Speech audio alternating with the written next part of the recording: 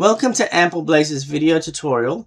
In this video tutorial, we're going to revisit an old video that we did a long time ago, and it's for Windows 11 on how to end a task of a program that is not working. So for example, we have the notepad open here, and let's say you tried to open it and it doesn't actually display. So for the purposes of this video, we're showing you that it's opened.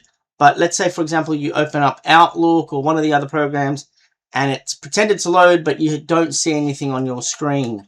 So the way that you can fix this is by right-clicking on your taskbar and go to Task Manager. And when you're in Task Manager, you will see a bunch of things loaded. Now you've got to go through here and find Notepad. So let's go through it and find it. So you can see that it's loaded here. What you can do is you can click on the arrow and then you can find it here. You can right click on this. You can go to End Task. You can see Notepad has closed in the background and it's gone now.